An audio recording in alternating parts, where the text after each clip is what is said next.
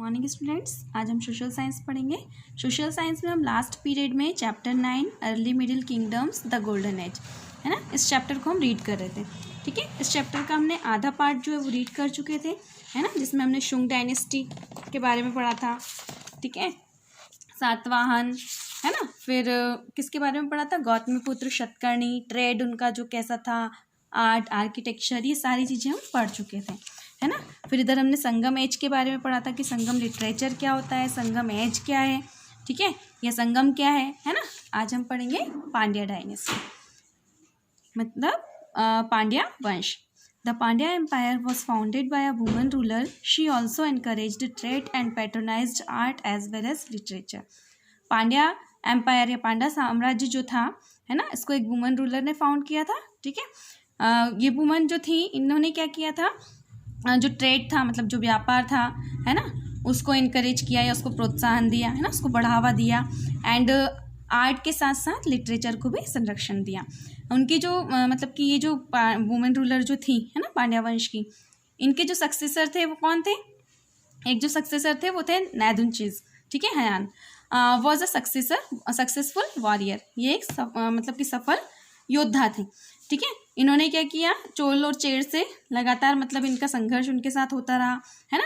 फिर मतलब कि अपने एम्पायर को इन्होंने मतलब विशाल कर लिया था। ठीक है, बढ़ा लिया था।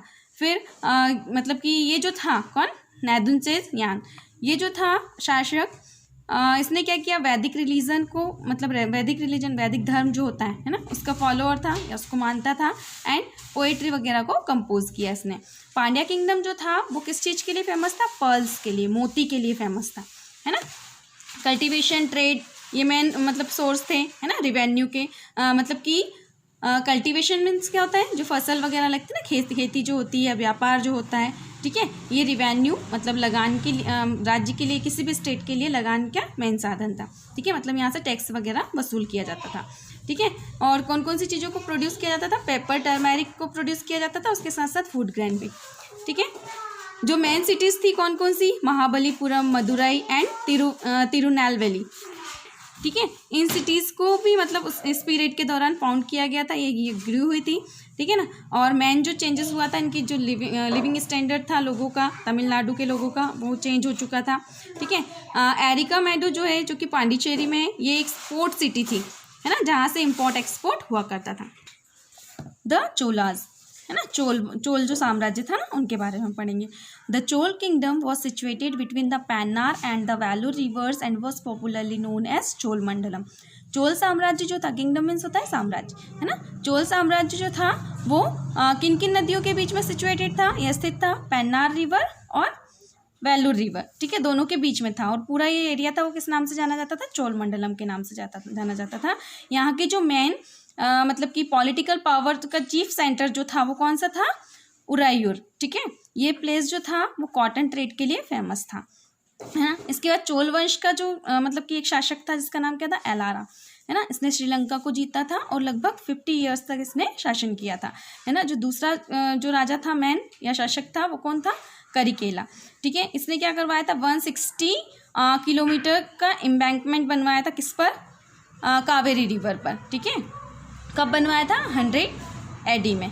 ठीक है, जिसमें 12,000 स्लेव्स मतलब गुलाम ने क्या किया था, वर्क किया था। ठीक है, उनकी मदद से बनाया गया था और ये श्रीलंका से लाए गए थे, है ना। नई सिटी जो थी उसको मतलब न्यू कैपिटल जो थी चोलों की, ठीक है, वो कौन सी थी, पुहार। ठीक है, इसको किस नाम से जाना जाता था, कावेरी पट्टनम के नाम से जाना जाता था। ठीक है, ये बनाई गई थी। फिर मतलब कि व्यापार व्यवसाय के लिए ट्रेड मतलब कि ग्रेट सेंटर था, कौन सा, कावेरी पट्टनम, है ना। चोल जो थे इनकी मतलब कि बहुत बड़ी नेवी थी, बहुत स्ट्रांग थी, है ना। नेवी मीन्स क्या होता है, जो जल सेना होती है ना, उसको कहा जाता है। ठीक है ना। चोल साम्राज्य ज़्यादा दिन तक शासन नहीं कर पाया और जल्दी उसका पतन हो गया। ठीक है, फिर है चेराज, इसको चेर कहा जाता है ना, लेकिन इसमें हम इंग्लिश में उसको क्या पढ़ते हैं, चेराज पढ़ते हैं। The Cheras were one of the ruling dynasties of the Sangam age who ruled over parts of Kerala and Tamil Nadu. मतलब कि जो रूलिंग मतलब कि संगम जो एज था या संगम युग जो था, उस समय जो भी शासन करने वाले जो वंश थे, है ना, उनमें से चेर भी एक थे। ठीक है। और इन्होंने किस पार्ट पर शासन किया था? केरला और तमिलनाडु के कई सारे पार्ट्स पर इन्होंने शासन किया था।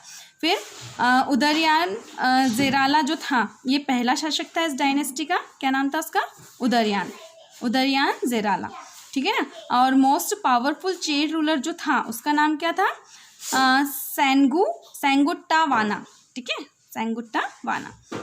ये इसने कई सारे जितने भी इसके दुश्मन थे उन सबको हराया और स्ट्रॉन्ग जो नेवी थी उसको मतलब कि और ज़्यादा अपनी नेवी को स्ट्रॉन्ग किया, ठीक है। और कई सारे पोएट्स और राइटर्स को इसने संरक्षण प्रदान किया। Life of the people under the Cholas and Pandyas and Cheras, मतलब चोल वंश के दौरान, पांड्या वंश के दौरान, चेड़ वंश के दौरान लोगों का जीवन कैसा था, है ना।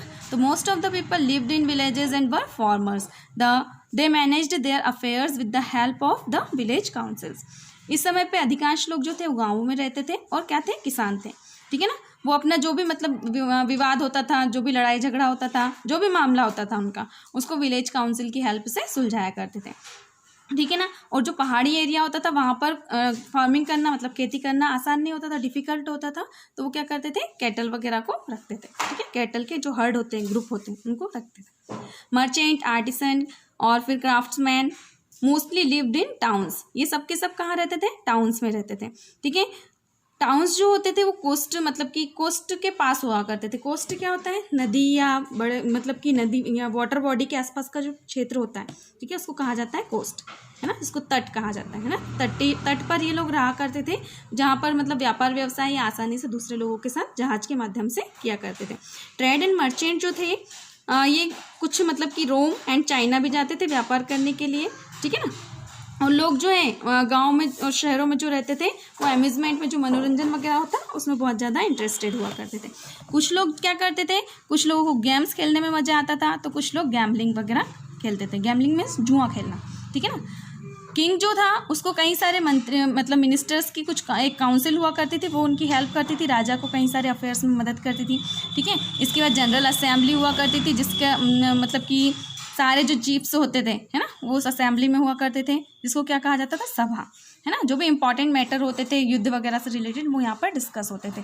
उसके बाद किंग टैक्स लोगों से टैक्स वगैरह वसूल करता था। मर्चेंट जो होते थे उनको भी व्यापार एक मतलब कि अपने जो सामान होते थे एक स्थान से दूसरे स्थान पर ले जाने में उनको उनसे भी टैक्स लिया जाता था। लोग जो थे अधिकांश कौन से भगवान को पूछते थे? उनके जो ओल्ड गॉड थे मुरुगन से, ठीक है, उनको पूछते थे, है ना, जिनको कार्तिकेय या स्कंद नॉर्थ में कहा जाता है। कार्तिकेय सबको पता है ना। और ये सुप्रीम डाइटी थी उनकी। सुप्रीम डाइटी मीन्स सर्वोच्च देवता मानते थे इसको, ठीक है। उसके बाद इनको युद्ध का देवता भी कहा जाता था, है ना। They also worshipped their dead heroes who died on the battle field. इसके साथ साथ क्या करते थे वो कि जो बैटल फील्ड में युद्ध क्षेत्र में जो भी उनके हीरो डाइड हो चुके हैं, ठीक है, उनको भी वो लोग पूछते थे। जो उनका धार्मिक विश्वास जो था, ठीक है, आर्यों का, वो क्या था मतलब धीरे धीरे पॉपुलर होता जा रहा था, फेमस होता जा रहा था। वैदिक गॉड की वो कुछ लोग पूजा करते थे, है ना। लॉर्ड शिवा, विष्णु, गॉडेस दुर्गा, है ना, देवी दुर्गा जो है इनकी भी पूजा की जाती थी। मतलब बुद्धिस्ट और जैन, है ना, मतलब बौद्ध धर्म को मानने वाले एंड जैन, ठीक है, इनको मानने वाले का विश्वास भी बहुत ज़्यादा बढ़ रहा था। मतलब इस धर्म को भी उस समय आना जाता था, ठीक है। इसकी जो एक्सरसाइज है आपको खुद से करना है, ठीक है, चैप्टर में से फाइंड आउट करना है, उसको फिल करना है और ग्रुप पर सेंड करना है, ठीक है। और क्वेश्चन आंसर हम नेक्स्ट पीरियड में करेंगे। Thank you.